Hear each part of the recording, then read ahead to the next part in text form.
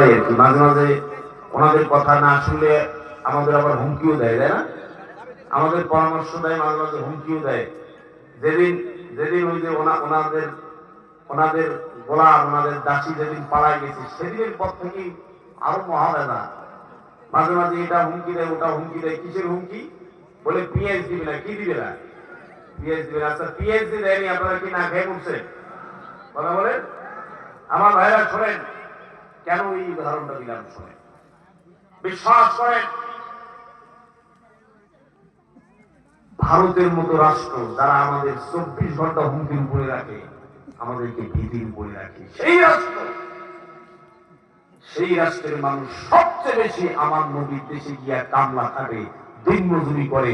বিশ্বাস করে, আমার নবীর দেশে কোরআনের আইন কায়েম হয়েছে, খোদার বিধান থাকার কারণে, আল্লাহর গোলামের বিধান কায়েম থাকার কারণে অভাব অনটন বেকারত্ব চিরতরে দূর হয়ে গেছে। আমার নবীর দেশে গিয়া রাস্তা ঝাড়ু দিয়ে খায়, হাজী সাহেবদের পোশাক খারাপ পায়খানা পরিষ্কার করে খায়, নিজের দেশের এভিডেন্স পাঠায়, নিজের দেশের উন্নতি করে, তাতে কোনো অসুবিধা নাই। কিন্তু বাংলাদেশে কোরআনের আইনের কথা শুনলে ওরা চমকি উঠে, ওদের গাত্রদাহ শুরু হয়, অন্তর্জালা সৃষ্টি হয়। কথা বলেন ঠিক না ঠিক?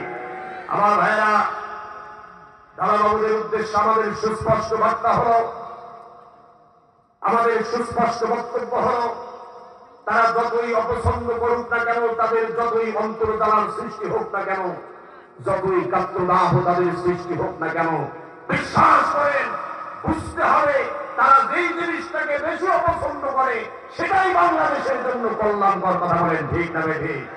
আব্দুল হামিদ খান ভাসানীর নাম শোনেন নাই? উনি বলেছিলেন, দাদারা যদি আমার কথা অপছন্দ করে তাহলে বুঝবেন আমি ঠিক পথে আছি, আর যদি আমার ঘন ঘন তারা প্রশংসা করে বুঝতে হবে যে আমি ঠিক পথে নাই। কথা বলেন ঠিক না ঠিক? সুতরাং ভারতীয় আধিপত্যবাদ, ভারতীয় সাম্রাজ্যবাদ এবং তাদের আগ্রাসনের বিরুদ্ধে বাংলাদেশে যারা সবচেয়ে বেশি সোচ্চার, বুঝতে হবে তারা সবচেয়ে বেশি দেশপ্রেমিক। কথা বলেন ঠিক না ঠিক? আমার ভাইরা, প্রিয় মাতৃভূমি বাংলাদেশের স্বাধীনতার সার্বভৌমত্বের প্রশ্নে গোটা জাতিকে এই মুহূর্তে ঐক্যবদ্ধ হওয়া ছাড়া আমাদের কোন বিকল্প নাই। কথা বলেন ঠিক না ঠিক? এখানে বিএনপির লোক যারা আছেন, জামাতের লোক যারা আছেন, দেশপ্রেমিক জনতা, কোরআন প্রেমিক জনতা যারা আছেন, ইসলাম প্রিয় জনতা যারা আছেন, কান খুলে শোনেন। আমাদের মধ্যে রাজনৈতিক কত ভিন্নতা থাকতে পারে, আমাদের মধ্যে আদর্শগত, মাসালাগত, শাখা প্রশাখাগত ভিন্নতা থাকতে পারে, কিন্তু প্রিয় মাতৃভূমি বাংলাদেশের স্বাধীনতার প্রশ্নে, প্রিয় মাতৃভূমি বাংলাদেশের সার্বভৌমত্বের প্রশ্নে, এই জমিনের প্রতি নিরাপত্তার প্রশ্নে ভারতীয় আধিপত্যবাদের কবল থেকে গোটা দেশ এবং জাতিকে মুক্ত করার স্বার্থে আমাদের সমস্ত ভেদাভেদ ভুলে এক প্ল্যাটফর্মে দাঁড়াতে হবে। বাঁচার কোনো রাস্তা নেই। কথা বলেন ঠিক না ঠিক? ভেদাভেদ ভুলে যান, সমস্ত মতবিরোধ ভুলে এক প্ল্যাটফর্মে দাঁড়াতে হবে। বাঁচার আর কোনো রাস্তা নেই। কথা বলেন ঠিক না ঠিক? আমাদের ভাই শহীদ ওসমান হাদি ভারতীয় আধিপত্যবাদের বিরুদ্ধে বক্তব্য দিতে গিয়ে শহীদ হয়েছেন। একজন শহীদ ওসমান হাদি হত্যা করেছে, একজন ওসমান হাদি শহীদ হয়েছে। বাংলাদেশে কোটি কোটি ওসমান হাদি জীবন দেওয়ার জন্য প্রস্তুতি নিয়েছে। ওসমান হাদির দাফনের সাথে সাথে ভারতীয় আধিপত্যবাদের ডাল এবং দূষণের রাজনীতির কবর বাংলাদেশে হয়ে গেছে। কথা বলেন ঠিক না ঠিক?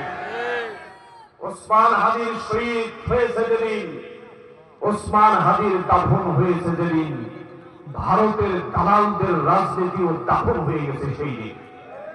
কথা বলে ঠিক? আমার ভাইরা, একজন ওসমান হাদির শাহাদাত আমরা বড় কষ্ট পেয়েছি ভাই, তবে এখানে বিরাট একটা লাভ হয়েছে। আমার কি লাভ? আপনারা চিন্তা করতে পারেন যে হুজুর আহারে এরকম একটা ছেলে চলে গেল, আমাদের আবার লাভ কি হয়েছে?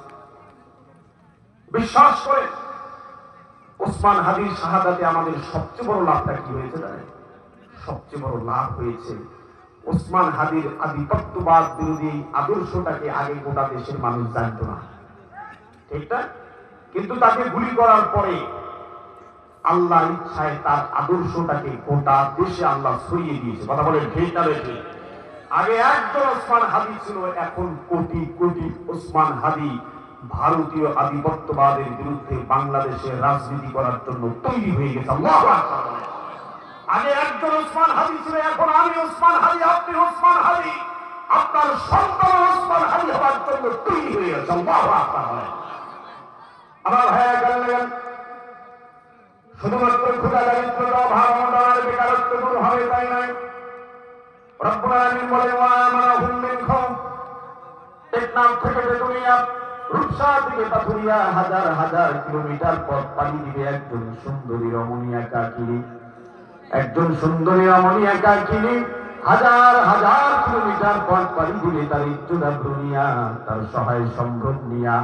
কোন সন্ত্রাসী, কোন সান্দাবাজ আমার মা আমার বোনের দিকে বাঁকা চোখে তাকাতে পারবে না। জোরে বলেন সুবহানাল্লাহ।